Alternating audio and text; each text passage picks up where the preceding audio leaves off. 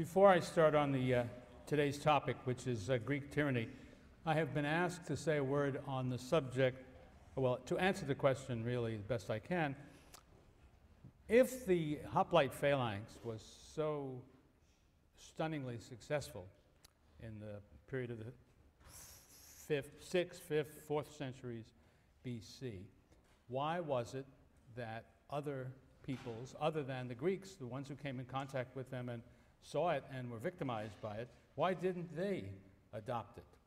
But let me make it perfectly clear, like all the other interesting questions in this course, I cannot give you a firm answer. I can only give you opinions. And but that whole subject now is so wonderfully more controversial than it was probably ever before in history, because everything now in history that bears on the Western world and its relations with some other world is part of a great political assault by those people who are eager to pull down anything that seems to be admirable or special or positive about the West, and either to say it really was bad, or to say it wasn't so terrific, or it didn't exist. So that's the context in which, not the student's question, but the larger question is getting kicked around these days. Well, I think part of the reason for unhappiness about it is that I think the answer lies in the character precisely of the polis. The fact that it had an ethos, a set of values, which placed so powerfully at the center of the minds of the citizens the notion that the combination of courage in a military setting, which was the inheritance from Homer, and the new ideology of devotion to the polis as the most important kind of commitment that a citizen could have, produced an attitude which was that it was the job of a man who was a citizen of a polis, beyond anything else, to fight bravely in the ranks of his army. And as it happened, they developed, I think this latter part of the story is simply accidental. They happened to develop this technique which employed the weapons and defensive armor that they had, and then because they had those things, and because this ethos was present, it was possible to put together this fighting unit, which was the phalanx, which depended so enormously heavily upon the commitment to the commonality, to the common cause that was characteristic of the polis. Now, every state of every kind, every people, every tribe, they have some degree of this kind of commitment to one another, or else they wouldn't exist as a unit. But there are really very sharp differences of degree in terms of how powerfully this commitment really affects people. You might even find that you would find in the same people at different times in their history the power of this idea and this commitment. And it's so beyond an idea somehow. It's sort of really bred and trained into the bones of every Greek man in the polis, beginning sometime, I would say, in the 7th century or earlier, and carrying forward so long as the polis remained an autonomous and independent unit.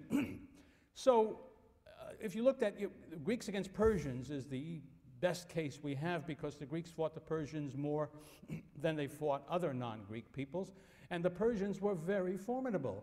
Let's remember, the Persians had defeated every other power there was in the world that they knew, and controlled and dominated a vast, vast empire by anybody's standards, but certainly by the standards of the world in which they knew. So for the Greeks to defeat the Persians, there was nothing routine about that. That was always going to be surprising and needing explanation. So really, a way to focus the question that I'm addressing is, how come the Persians didn't do it?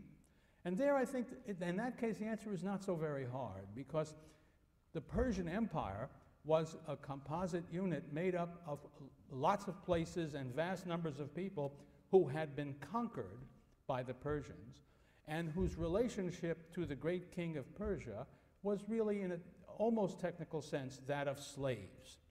They needed to do, they had to do, they were expected to do whatever the Persian king told them to do.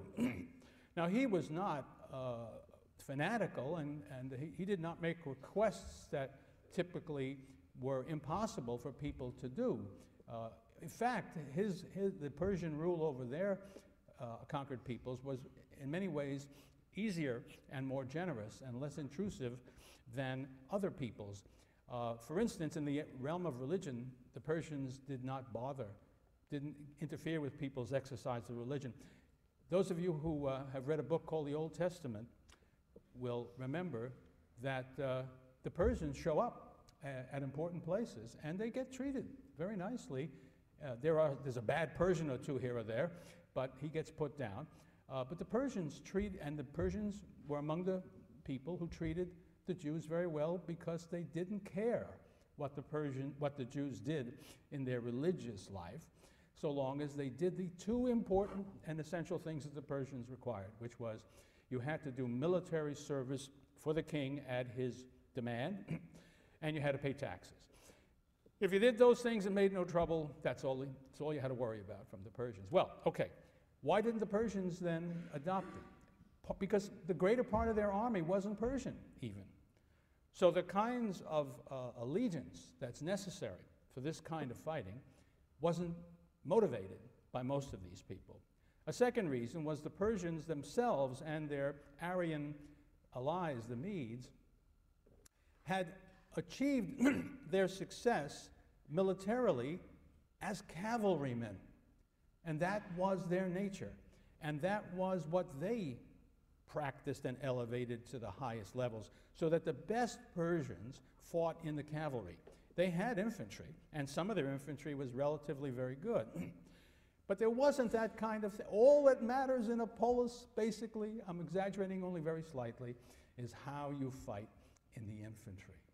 And happily, that question isn't so bad, because when we get to the story of the Spartans, which comes after our story of the tyrants, I will read to you some of the poetry, which was the material with which Spartans were trained, and you'll quickly see why the Greek ethos, the Greek feeling of absolute commitment, voluntary absolute commitment, even at the risk of your life, for the polis, was the central and most important force in society. So the answer is essentially a moral commitment based upon training and belief, is why the Greeks did the failing, and plus the historical accident of their having developed that technique. It should be pointed out that there were peoples in the ancient Near East, before the Greeks ever came to be anything, who had closely ordered, armed infantry soldiers. The Assyrians are a very good example. But if you examine Assyrian fighting, it's not quite the same thing as the Greek fighting. And if I knew more about Assyrian fighting, I might be able to say still more. I don't know how much is actually known in detail. But there was obviously an element in the Greek story which went beyond merely equipment and order and so on. It had to do with what was in their heads. And I think, you know, if you know about warfare in the modern world even, right today, so much of what determines whether armies succeed or fail in their missions has to do with what's in their head. Every army, I think, let's say every good army even, is good at certain things. And they are trained, and their culture prepares them, if they are successful, to do certain kinds of things. If you take them and make them fight in a different way until they are able to make an adjustment, which is sometimes never, they can't fight with that same skill. And so there is a very close union, I would say, and I'll come back in a moment to say a smarter guy than I said it long ago. There's some close connection between the nature of the society that produces and uses the military force and the kind of fighting that military force can do. I'm really just giving you a little riff on a tune written by Aristotle back in his day when he connects closely the character, I think I mentioned that the other day, the character of a regime and the character of the fighting. I did tell you about that. You know, if it's going to be a cavalry based, it's going to be aristocratic or oligarchic. If it's going to be naval based, it's going to be democratic, and so on and so forth. So I hope that's of some help in dealing with that question. Let's turn now precisely to this phenomenon, which is Greek tyranny. Tyranny emerges in the 7th century BC. Maybe it might have, no, I think not anything before that. And it emerges, I would think, for many of the same reasons and in response to some of the very same developments that I described for you in talking about the great burst of colonization that began in the 8th century in the Greek world. All of those tumultuous, troubling, changing forces that were at work in society were at work in bringing about this new kind of regime, which lasted from 1 to 3 generations among the Greeks before it faded away. It was a transitional phase in Greek society rather than one that lasted for a terribly long time. But it was not trivial, and as I say, in some cases it went for 3 generations. Okay, what is tyranny? Let's begin with the word. The word tirannia is tyranny. The word tyrannos is tyrant, and etymologically the word is not a Greek word. It was a borrowed word that the Greeks took from somebody else and then applied it to certain elements that emerged in their society. Chances are it was borrowed from Lydia, that kingdom in Asia Minor that was inland from the Greek settlements on the coast. And the first Lydian king of whom we hear that could fit as the first tyrant from Greek perspective was a man called Gyges, G-Y-G-E-S, who ruled in Lydia for something like the years 685 to 657, something like that. The first time the word tyrannos, or some version of it, appears in Greek that we have, comes in the fragments of the poet Archilochus. And he is a fascinating character, and we do have, fortunately, a few nice fragments of his poetry. In fact, for the first time in the last couple of decades, for the first time since they were lost, we actually have a full lyric poem by Archilochus. But in any case, he has this bit of poetry that is preserved in a late writer's collection, which says, "I don't care for the wealth of golden Gyges, nor have I ever envied him. I am not jealous of the works of the gods, and I have no desire for lofty tyranny." This is where the word tyranny comes into the picture. And even in that small collection of words, you get some idea of what the Greeks meant by tyranny. They were talking about tremendous power from their perspective. And it's golden Gyges, and that's not an accident. They mean wealthy Gyges. Tyrants are people who have lots of wealth and lots of power. And they also rule. In one translation that poets give for tyrannidos is for lofty despotism. That is, he rules not as an equal, he rules not as a legitimate king, he rules as a master ruling slaves, is the implication of that. It comes from the Greek perspective, it comes from the East. It is not native Greek.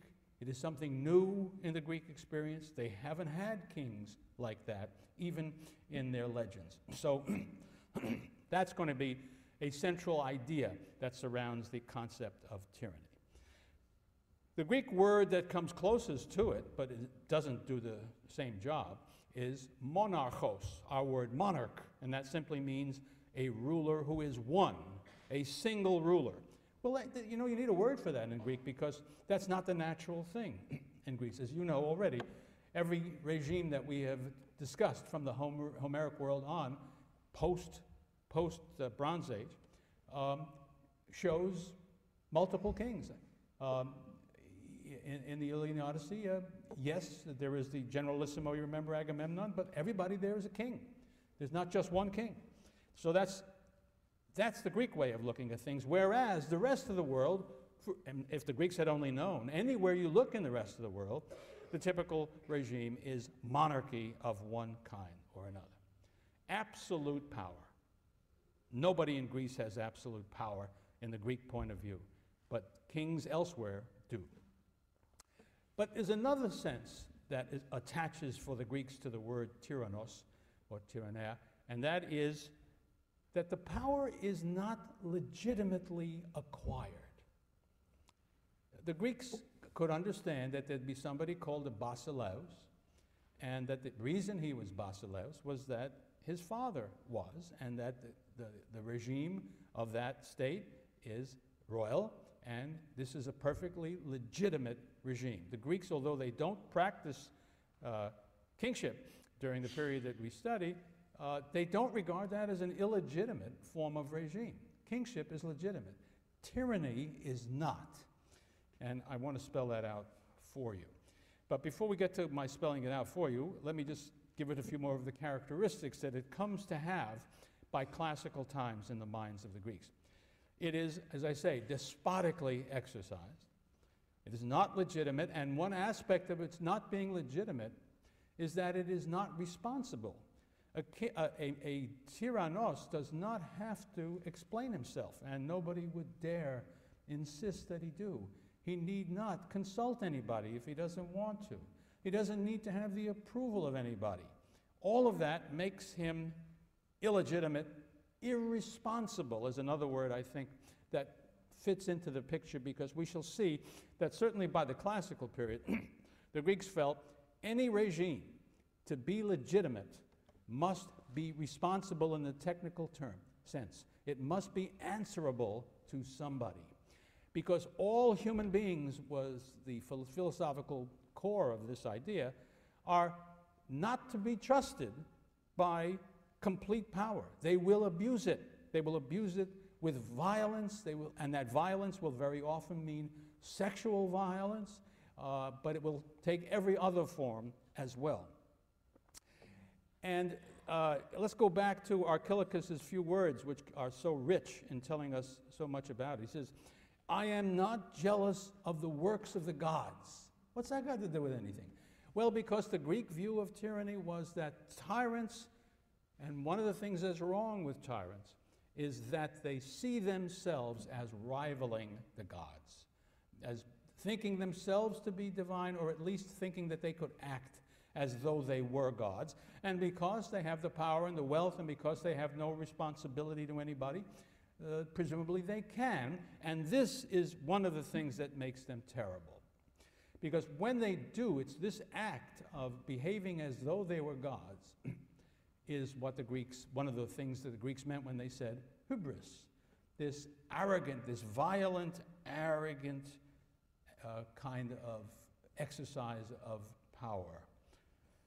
Now, that is the way things look fundamentally in the classical period. But even in the classical period, there was a remnant of what I think, and most scholars I think would agree, was the special characteristic of the idea in its earlier days, which was not so much how evil tyranny was, because in the early days it's not clear that they thought it was, but because of the fact that it was not legitimately acquired. It was not part of the normal way things happen, and I've mentioned this to you earlier. The good example of that is Oedipus tyrannos, Oedipus the king, Oedipus. Notice that they don't usually, nobody translates it Oedipus the tyrant. And they're right not to do so because it would mislead us. The way we use the word tyrant, it's always bad. There's no good tyrant.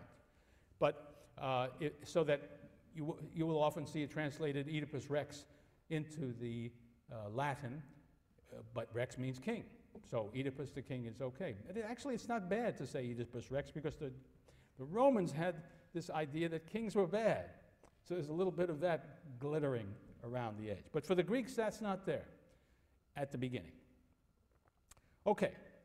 Probably the contemporaries of Gyges and of the tyrants who came after him in Greece probably didn't use the term yet. Probably sprang up at a later time, but we can't be sure of that. For the Greeks, it originally meant something much more neutral, without this great moral baggage to carry with it. It simply meant more than anything else two things. One-man rule, well, that would always raise an eyebrow, but you could imagine it being okay. And the fact that it was unconstitutional. It did not come about in a way that followed tradition, which was what Greek constitutions were, traditional sets of laws or customs. Okay, that's the general picture. Let's take a look at tyranny as it emerges in Greece, and we don't know very much about it. Here's another one of these cases where we are dependent on later sources. We have no, I think I'm right in saying, nothing really contemporary at all that speaks about any tyrant. And so that's a problem, but we have to deal with that. And then there are very limited tales that are told about them, so that we have to piece together a lot of information and ask ourselves, what does it all mean? In any case, the first tyrant named in the Greek tradition is a man called Phaedon of Argos, who is mentioned by Aristotle in his Politics, and he says some interesting things. I'll come back in a moment. But here are some of the facts, or alleged facts, that surround Phaedon in the Greek tradition. One said, he is the king of Argos, and Argos, you know, in the Homeric tradition, is a very big, powerful, important place. Argos includes Mycenae and all of that. So this would be a king of a large and important area. That the Argives, when Phaedon was king of Argos, were engaged in a conflict with Sparta as to who would be the dominant force in the Peloponnesus. And they fought a battle at a place called Hysiae in the year 668, in which the Argives under Phaedon defeated the Spartans. And really defeated them. It wasn't just a little skirmish. They were now the top dog, as proven by the following other alleged facts about what's going on here. Phaedon got himself elected chairman, president of the Olympic Festival. That was a tremendous honor, and it indicated deference to him, and scholars suggest if it really happened, it would have suggested Argos and Phaedon were the dominant force in the Peloponnesus. And further evidence, and this is really rather better evidence, I think, even than that, is the fact, I don't hesitate to use that fact, that Phaedon of Argos apparently imposed a system of uniform weights and measures on the entire Peloponnesus, and those remained the weights and measures employed in the Peloponnesus thereafter, so that they were called the Phaedonian measures. You don't do that if you're not in effective control of the region. Nothing is more basic than determining something like that. So I think that lends considerable plausibility to the general story. It is also said that he was a leader of the army, which was a hoplite army, and that his success depended upon his successful leadership of the hoplite army. Well, that fits in with one general interpretation that scholars have used about the rise of tyrants. Nobody claims it's universal, but one feature that seems to be plausibly present is that the new way of fighting in the hoplite phalanx, which was to turn out to be decisive, well, that brought about that leaders who were very good leaders of hoplite phalanxes, and should they decide to seize power in any state where they had been doing the leadership, they could typically count on their army, the army they had led, to assist them, all of which makes obvious sense. If you're going to get the best fighting force around and they like you and you're popular and you want to be a boss, that's your best shot. So tradition also lends some small support to the idea that maybe that's how Phaidon brought himself to the kingship. Before I depart, I just feel it necessary to make one small point. I said weights and measures. There are elements in the ancient tradition that also say that Phaidon was the first man, I want to put it very carefully and literally because it's all part of the argument.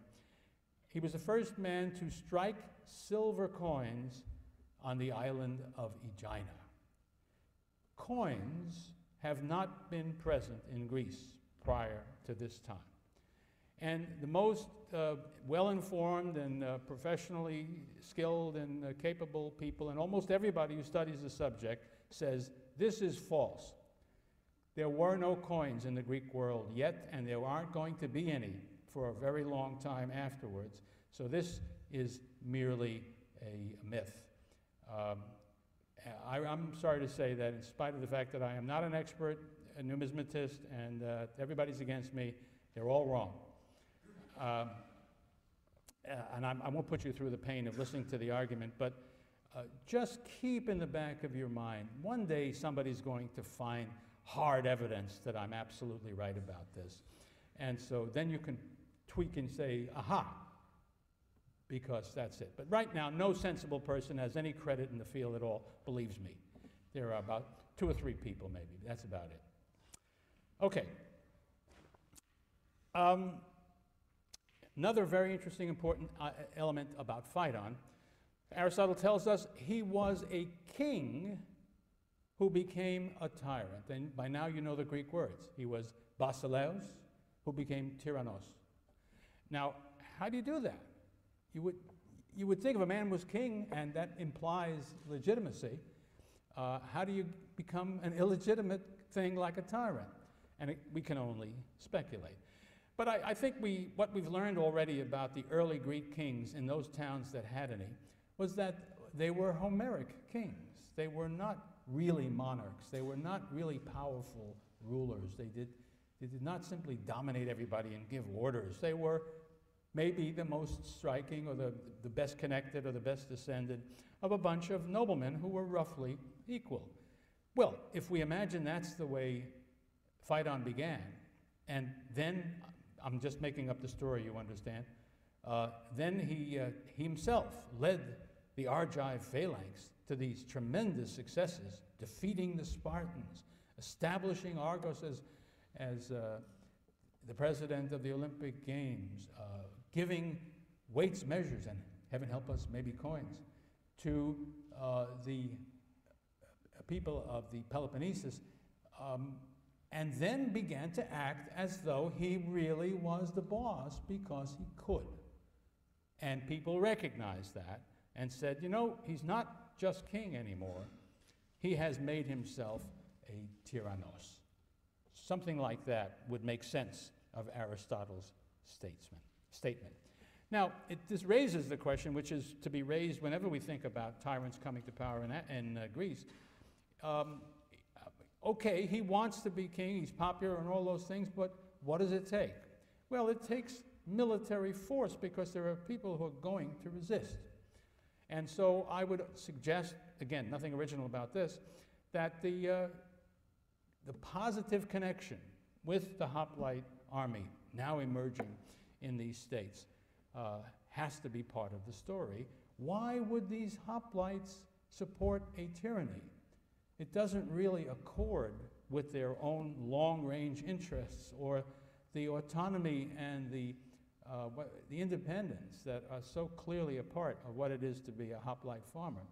Well, I think the best answer would be that that's what had to be done to break the monopoly of power and influence of the old aristocracy, which would have been presumably resisting the changes in society that were part of that hoplite uprising, that development of hoplites, the movement towards a hoplite community.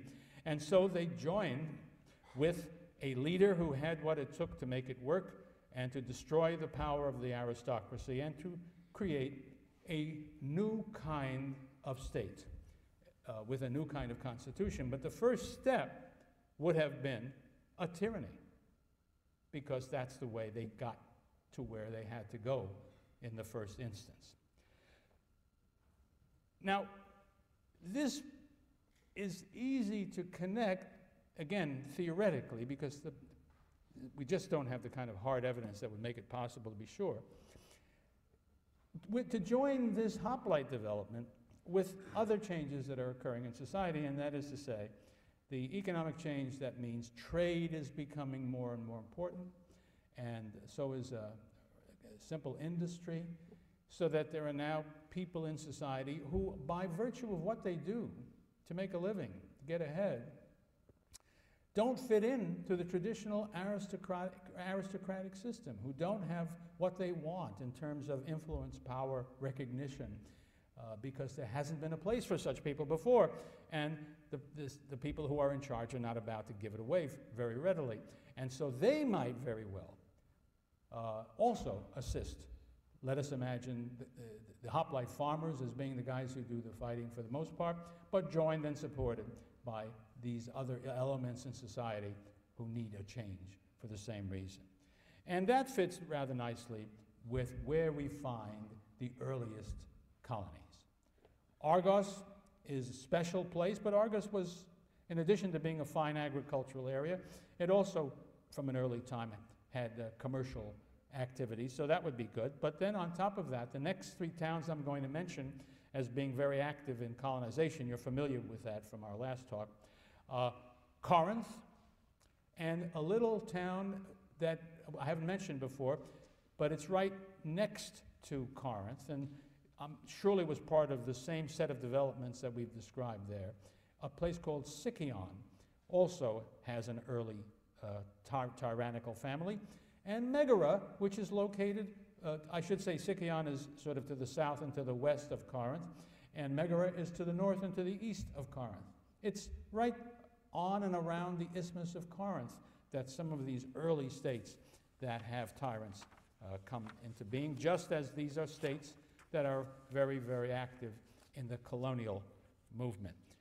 If we go away from the mainland, again, Miletus has a tyrant at a fairly early time, just as you would expect, because it fits into the whole picture.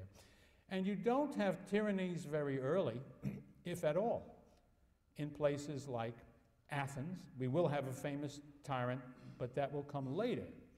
Thebes will not have a tyrant, in spite of the mythology surrounding Oedipus. Sparta, of course, never has a tyrant. So all of this is sort of reasonable support for the interpretation that most scholars take. So you have all of this stuff, the pressure of a growing population, new groups challenging the aristocracy, hoplites among them. If you go to Corinth, the story of the establishment of a tyranny there involves an individual called Cypselus, and the stories that are told about Cypselus fit pretty decently into what we've been talking about. He is specifically called a polemarch, which means the war archon, the war leader. He was a commander of the army in Corinth, and at that time that would have been a hoplite army. But he was not a king like Phaedon. He was, according to the myth, I shouldn't say myth because it isn't a myth, according to the legend, no, it's not really even a legend, right? Let's say tradition. According to the tradition, Cypselus was descended from a mixed marriage between a patrician, an aristocrat, and somebody who was not. So that's a very sort of typical historical development. People who become revolutionaries and troublemakers are often people on the margin, but who have, by birth, some kind of a connection, or think they have some kind of a connection with the higher ranks, and are annoyed, irritated, angry, jealous, and therefore likely to take the trouble to seize power. I mean, Napoleon descended from some kind of Corsican aristocracy. Of course, the French thought that that was, what is it when a word contradicts itself? What's the word? No, not paradox. Oxymoron, that's right. The French thought it was an oxymoron, a Corsican aristocrat. I mean, ridiculous. But that was his feeling, and that kind of French attitude helped, I think, explain the drive that he had to get ahead to the degree that he did. Anyway, Cypselus was one of that group. In Corinth, I might point out, was an unusual polis before the emergence of the tyranny, because most polis, as best we can figure it out, they had an aristocracy that consisted of many, many, many, many families. But Corinth had the narrowest of all aristocracies. One family, who were called the Bacchiads, completely monopolized the regime. And so that meant that it would be easier, once you started to make trouble, to find help against them from rather powerful people who were in other states likely to be part of the regime, but here were cut out. And so Cypselus puts together a force of military folks with some folks who are discontented, and finally attacks the Bacchiads, either killed them or drove them into exile. And then establishes his own regime, which is in fact one of the most successful tyrannies, at least as judged by the most basic thing: how long do they last? Cypselus, in effect, died in bed, leaving the tyranny to his son, and then his son had another son who became tyrant, and he was driven out finally, and he was the last of them. So the Cypselid tyranny is a very successful one, and we know something about it. The colonization movement, which the Corinthians had already started, but it really took a real hold in the time of the Cypselids, and so Corinth is colonizing quite vigorously in the time of the Cypselid tyranny, mostly out in the west, because that's sort of empty territory from a Greek point of view, and so you will see Corinthian colonies stretching out along the shore, the north shore of the Gulf of Corinth, and the north shore is less Greek and more barbaric than the south shore, which is the Peloponnesus. And then if you go to the end of Greece, as far west as you go, and make a right turn and head up into the Adriatic region, the Ionian Sea, and beyond that, the Adriatic. Corinthian colonies right along in there. They suggest, and I think they're supported by other archaeological evidence, that commerce was one of the things that was very important for Cypselus, and Corinth is booming from a commercial, economic point of view in the years of the Cypselid tyrants. None of that is surprising. All of this is very characteristic of this phase of Greek tyranny that we're talking about.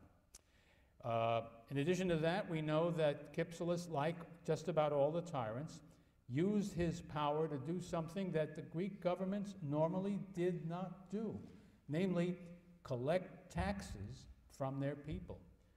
You have to understand that the idea of taxation being normal would have gotten a Greek foaming at the mouth. When there is no tyranny, there's no taxes. No direct tax, I should say. The normal form of taxation that existed in the Greek world when it was in its independent polis phase is simply customs duties on trade.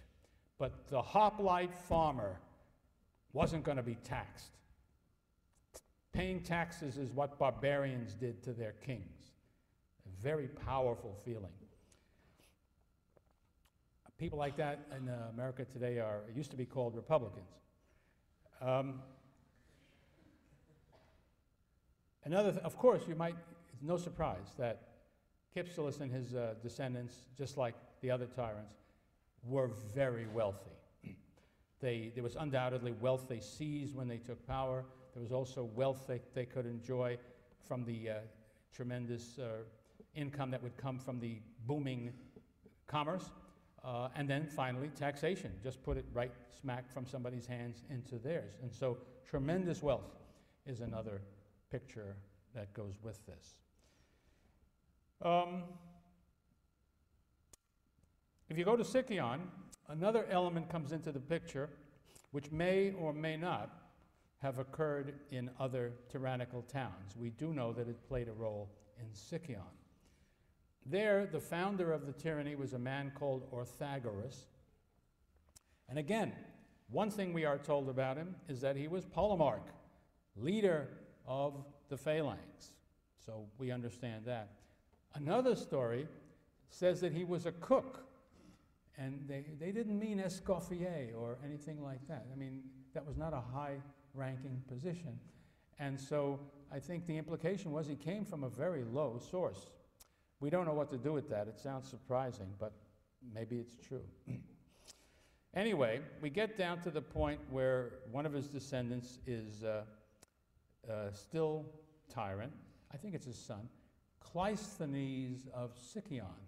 Well, now you want to keep that name in your mind, and you want to keep it straight. There will be a descendant of that guy who will be an Athenian, whose name is Cleisthenes, who will not only be later, but thoroughly different. Not a tyrant, quite different from that. So just remember, this is Cleisthenes of Sicyon, as opposed to Cleisthenes the Athenian. Well, the picture that Herodotus, who is one of our main sources here, the main source, I guess, gives us is one of, in Sicyon, political oppression of a kind that we haven't run into yet. Because it is based really on ethnic origins and ethnic differences. Here we see, I think without any question, a case of the pre-Dorian Greeks have been defeated and conquered by Dorians, and these groups have been kept separate throughout the centuries, and one was top dog and the other was the underdog. So what has happened, obviously, is that part of the tyrants coming to power must have been a reversal of that situation, because the leading forces are anti-Dorian, very powerfully anti-Dorian. They hate Argos, because Argos is, in the Iliad and the Odyssey, the great leader of the Peloponnesians, and the wrong guys. And of course, the Argos in their day is a Dorian city. And you don't have to go back to the Iliad and the Odyssey. Back to the days of Phaedon. The Argives would have ruled Sicyon, presumably, if Phaedon was in charge. Well, they didn't like that. They had achieved, I presume, an overthrow of that. So they're anti-Argos, anti-Dorian, and they introduced changes in the tribes. If you go to any Dorian town in the Greek world, there are 3 tribes. They have the same names in all Dorian towns, and that's the way the world is organized. So what did they do? These guys, the Orthagorids, changed the tribes. That's interesting too, because we'll see that Cleisthenes the Athenian does the same thing. That's amazing. That's very rare. When you're talking about changes in tribal things, you're getting at the oldest possible memories and traditions and beliefs and associations that primitive peoples have. So when you're fussing with that, you're really making a great problem. But you'll see in a moment what's driving this sort of thing. Instead of having 3 tribes thereafter, from once the Orthagorids got there, they had 4. But they changed the names of the old 3.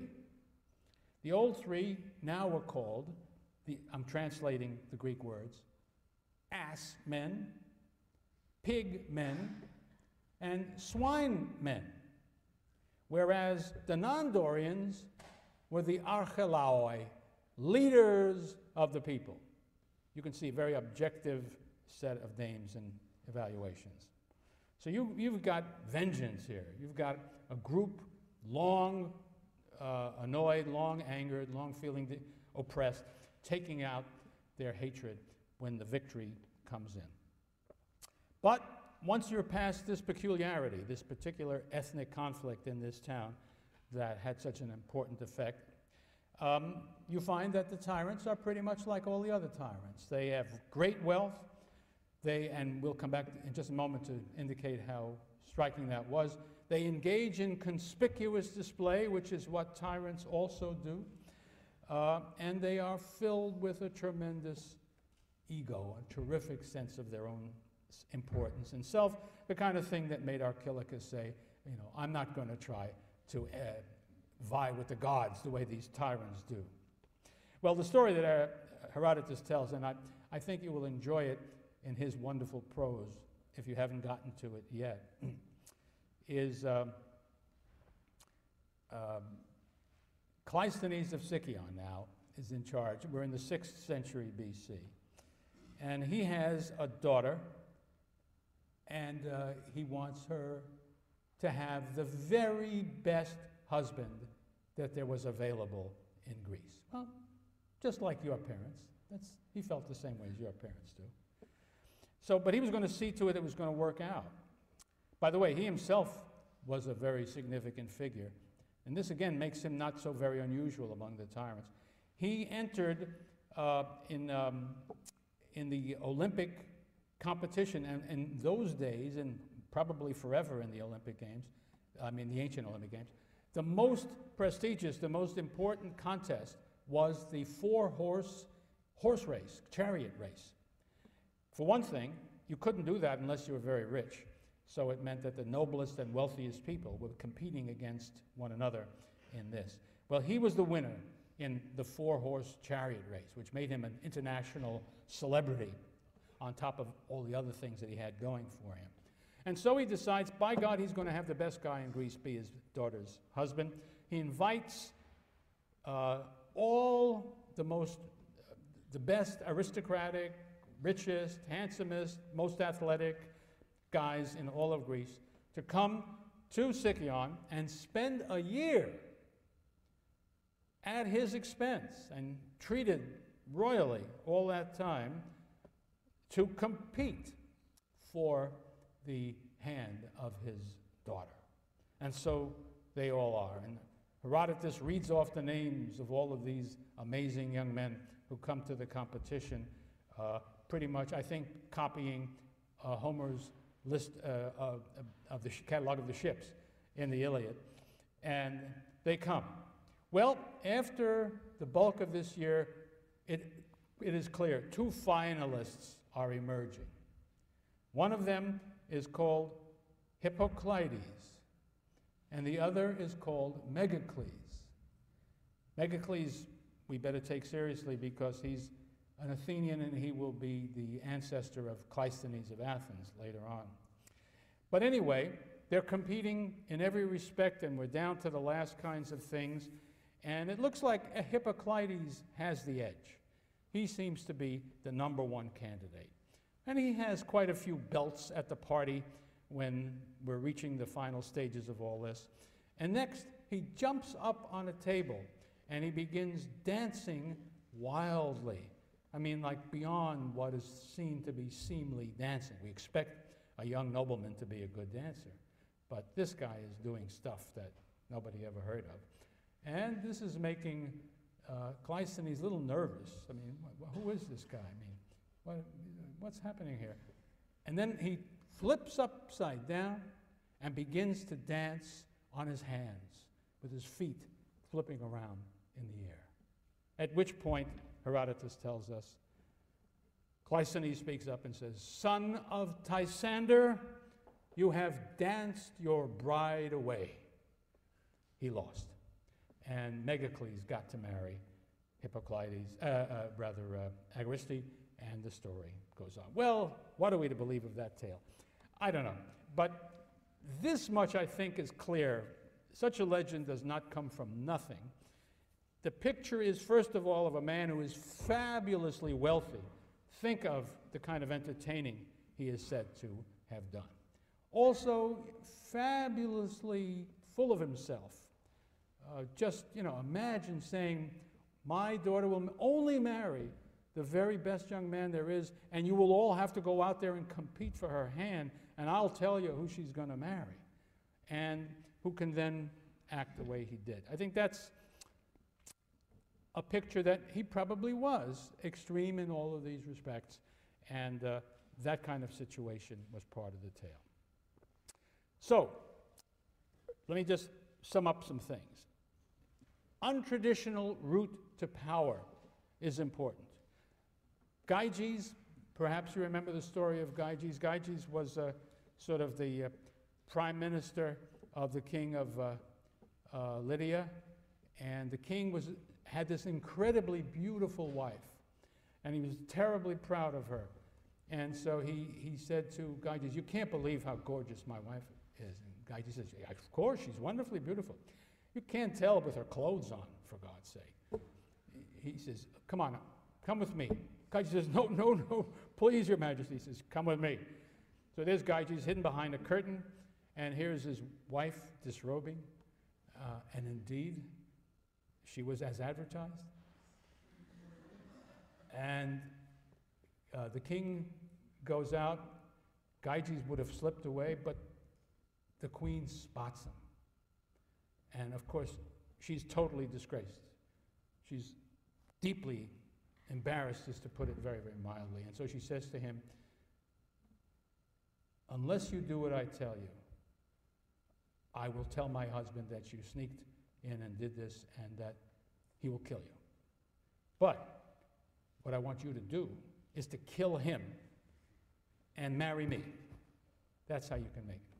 What could Gyges do? And so he did. That's how he became king. This is not your normal constitutional procedure, even in Lydia. So that's Gyges. Phaedon, I've talked to you about already.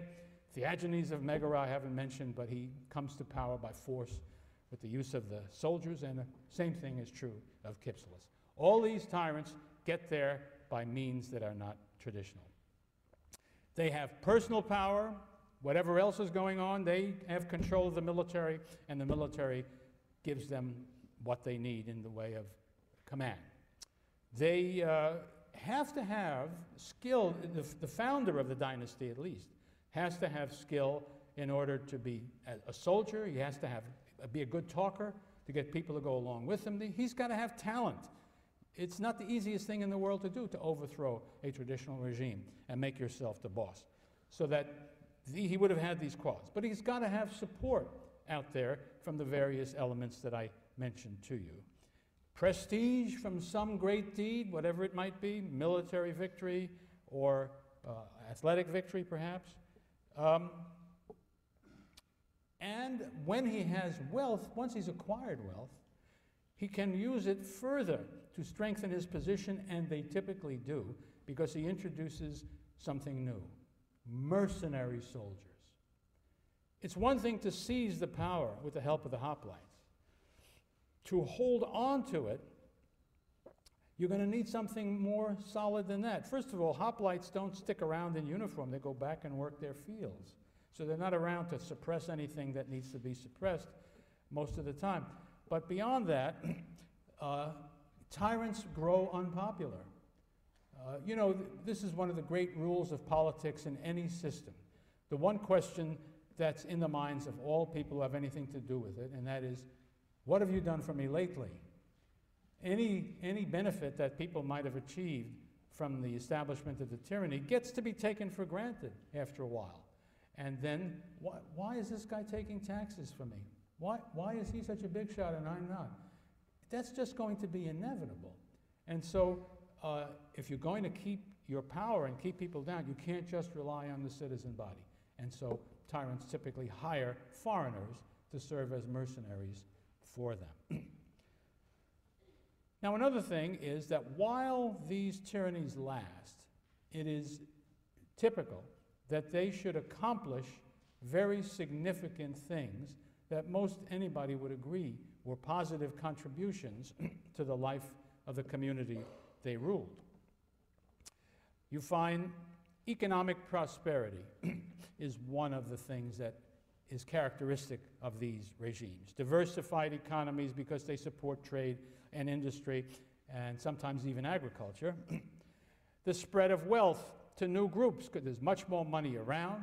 There are people who don't fit into the old system in which the land was simply dominated by the aristocrats and where there was no other way to make any money or gain any wealth. So all of that is happening. And of course, many of the kings, of the tyrants, foster and engage in colonization, which has all the benefits I mentioned last time as well. Now there's another thing that is characteristic of tyrannies. When they make themselves tyrant, they come to live, whether they did before or not, in what is the major city of that whole polis, the capital, so to speak. It's always been a place that would have a special place. You know, it's where the Acropolis is, and therefore where the worship of the gods takes place. There's worship of the gods everywhere, but that's a special place for them. It was always a special place, but now that becomes the center of the community. And as a result, because where the tyrant is, that's where all the action is, people begin to move into that capital city if they leave the land of their fathers. And some number of them, in fact, do. If you're going to conduct commercial activity, if you're going to conduct factory work, and if you're going to be somehow involved in the various aspects of government and things that have to do with the tyrant, you want to be there. And the tyrants have courts. And so people come to be in the court of the tyrant. So what you have is a kind of urbanization that is characteristic of this period. Well, if you're going to have more people living in this town than ever did before, there's all sorts of things you need. Number one, no question number one, water supply. How do you supply people with enough water to meet their needs when they weren't there before? And the answer is you have to bring water into the city by a variety of ways, any way that you really can. They do aqueducts of a certain kind.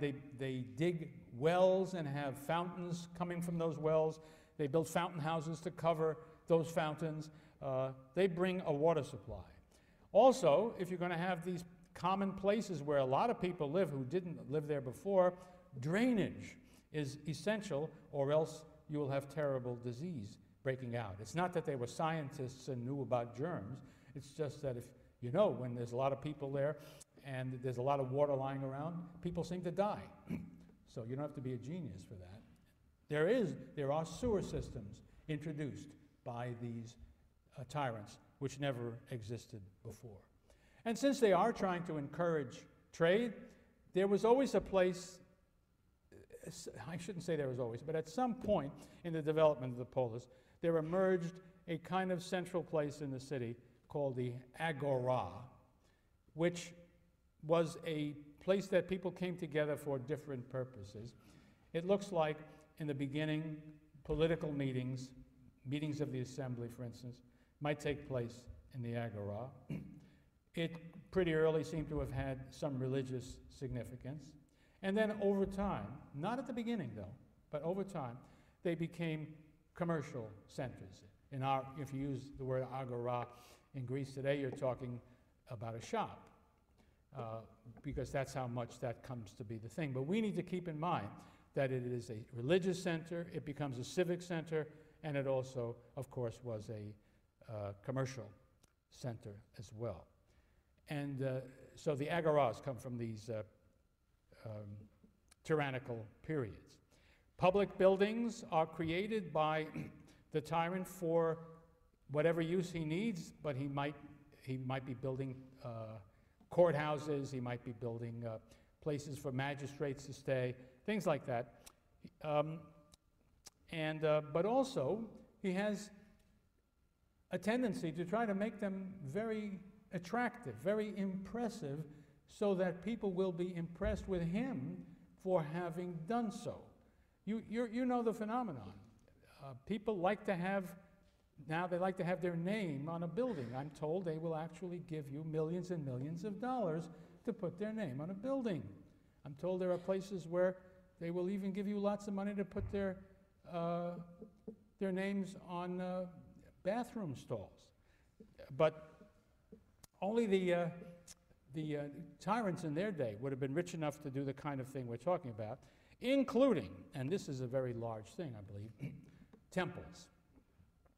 The Greeks had been building temples, I'm sure, for a long time, but essentially out of wood.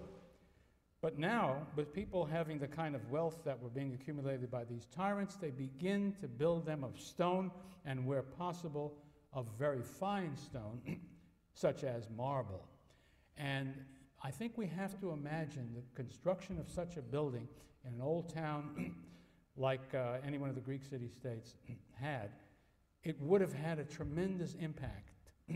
This is something I'd like to pass on to you. When you think about the Greeks, here's one of the places where they're so stunningly different from us that we need to make an imaginative leap to understand what's going on. Remember, this is a world that has got next to no writing.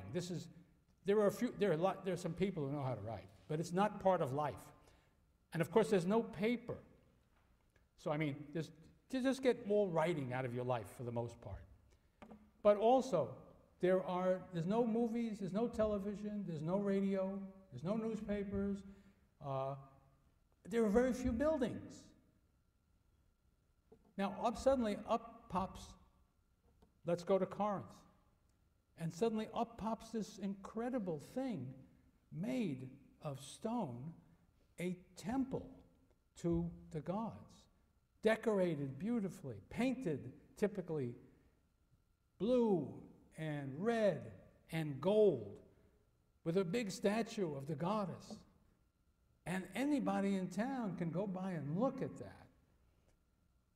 That would have made a sensational experience.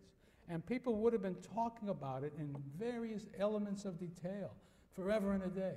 And they would not forget who it was that constructed that temple. So that's an example of what I'm talking about.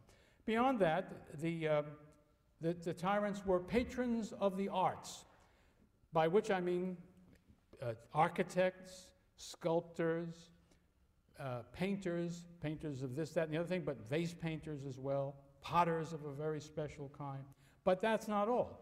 Also poets, singers, lyre players, all of those kinds of entertainments which had been monopolized by the aristocracy to the degree they existed at all, would now be more broadly available, and the tyrants took pride in bringing the world's best to their cities and allowing at least some of them to hear and see what was going on.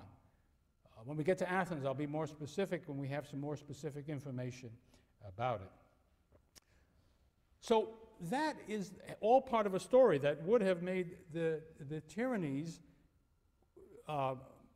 much more widely supported and not so easy to knock over as you might think.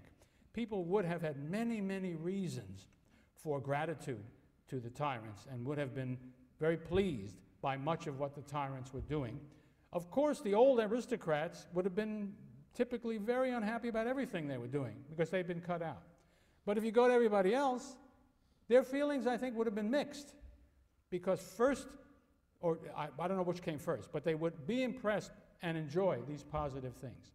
But they would also be troubled by something that was counter to their own traditions and to central elements of their own beliefs and concerns. I keep thinking about those hoplite farmers who have grown to be confident and independent, desired to be autonomous, didn't want to be told what to do, and yet there was somebody who was doing just that. So this is the conflict that there is. And in fact, what we see is a steady decline in the popularity of tyrannies from generation to the generation. The founder of the tyranny, he's probably still popular when he dies. He did it. Most people are very conscious of what he achieved, and he's a glorious figure. But his son is only tyrant because he was his son. He doesn't come from his personal qualities, and one becomes more and more aware of the shortcomings, and fewer people are interested in the achievements, even though they may do wonderful things. And by the time you get to the third generation, that's the end. The third generation of tyrant gets thrown out if you've made it that far. And when the tyranny is overthrown, the typical successor to the tyrannical regime is an oligarchy. I would say it would include many of the old aristocrats who had the best land and the greatest wealth, and indeed the chances are those people would be the leaders of the new regime, but they would very quickly, because it was not a monarchy of any kind, they would very quickly form into factions that would be competing with one another based on all kinds of different things, which would compete with one another, the leader of each faction, for becoming the leading faction, the dominant figures in the state. But also, and this is much more important, the really fundamental thing is, typically, almost always, the hoplite class of independent farmer would have participated in this regime. He would have been a full-fledged citizen. Fighting would be done chiefly by the phalanx, with these folks doing the fighting. These men would be the economic backbone of the community, turning out the grain and the wine and the olive oil and whatever else, vegetables that they had to produce, and being the independent fellows that they were. And finally, they would have played a part in the political life of the city. Here, it would vary from town to town. You might have a relatively narrow oligarchy in which the council was what counted, and that would be typical. The council would count, but it might be very narrowly defined, or it could be very broadly defined, where it might include all the hoplites, or something in between. But not ever, until we get to Athens, would you get a democracy, the definition being that every adult male who is born of native parents is a citizen and who has some significant political rights. That doesn't come yet. You have an oligarchy, meaning short of that, but with the variations I've indicated. Corinth, for instance, after they get rid of the tyrant finally, becomes famous in the Greek tradition for the moderation and therefore the longevity and peacefulness of its oligarchic regime. I think we should imagine that the Corinthians became a hoplite city. Not that they didn't have aristocrats who had wealth and importance, but that the hoplites really played a central part in the picture. And I think just to raise the question, I remember I raised it about colonization, let me raise it about tyranny. What were the contributions made by this development in Greek history to the life of Greece? And they were many. Obviously, economical growth in the way I've pointed out, social change up to a certain point, but certainly doing away forever with the aristocracy of birth as the normal basis for citizenship and participation in the state. And I would go further. I would say that by destroying that and substituting for it some kind of an economic basis for what role you played, they actually opened the door for a form of government that didn't come in many places, but did come in some, and I'm talking about Greek democracy. But let me revert finally to the question of how did Greeks think about tyranny after tyranny was gone, because it played a terrific role in Greek thinking and had a lot to do with the way the Greeks felt about their relations with foreign powers and their own regimes.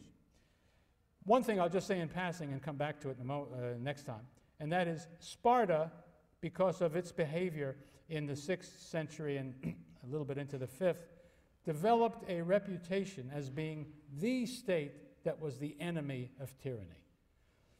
They never developed a tyranny, and indeed they often fought against tyrants.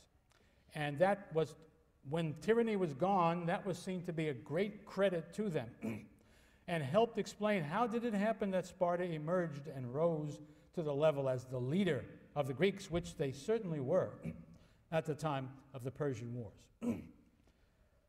Beyond that, though, the picture that comes down to us, it will be a double picture in which opposite elements exist, but certainly the dominant one is negative. Tyrannies are arbitrary. They are violent. Tyrants are arrogant. They do not permit free speech, which, by the way, the Greek Democrats placed in a very central place in the important things that are necessary for a man, a Greek, a citizen, a person who is not a barbarian. The ability to come forward into the center of political life and speak your mind. When you didn't have that, to some considerable degree, you were a slave. And tyrants didn't permit that. There was no true political life for citizens. They were de facto subjects of this tyrant, who himself was an irresponsible, not responsible to another body, and therefore potentially dangerous and in very easily could become a despot, which is a Greek word. Herodotus uses tyranny as a critically, well, you know, by and large, he depicts the king of Persia who finally invades Greece first in 490 and then another king in 480. These men are tyrants because they fit precisely the categorization of tyranny as the Greeks know it. In Aeschylus's play Prometheus Bound, Zeus himself is seen to be a tyrant, and the word is used of him by characters in the play for the same reason. He is punishing Prometheus for his good deeds towards men, which make men more divine than they would otherwise be. Zeus is very angry. That's because he gave them fire. Zeus is very, very angry with him, and he locks him up, chains him to a rock in the Caucasus Mountains, while birds are pecking away at his liver forever and ever, a typical Greek hell of the worst kind. And we are led in what we have of that play to think Zeus is doing terrible things. He is behaving tyrannically. That is not good, even for the king of the gods. Plato, of course, will regard tyranny later on as a terribly evil thing, and because of his anti-democratic prejudices will say tyranny is the natural outcome of democracy, because people can't rule themselves, they're not competent to do so, and it's only a matter of time before some strong, violent, selfish man makes himself tyranny. It is a distinguishing feature in Greek thought. Tyranny or monarchy, these are not appropriate for free men. That is to say, Greeks. Greeks, they felt, were by nature free, and they couldn't be free so long as there was tyranny. But tyranny was, in fact, the natural way of life for barbarians who were not by nature free men. So it's helpful, and this is a form of ethnocentric stuff, but the Greeks were very, very, spelled it out very carefully, thought about it very carefully. And if you said, well, why do you say that? Well, they might hold to, deep down, they might hold what we would call sort of racial prejudices, but I think they would have made a better case for it. They would have said, to be a free man, as Aristotle said, you need to live in a polis, because that's the only place it's possible to live as a free man. So because Greeks chose to live in polis, they are free. People who choose to live as the slaves of monarchs and tyrants, that's because they are natural slaves. And that prejudice is very deep. And so when the Greeks end up having to fight the Persians, there's a lot more going on than just we're being invaded and we have to defend our land. Next time I'll look at the great exception to all of the things we've been talking about, Sparta, the state like no other Greek state.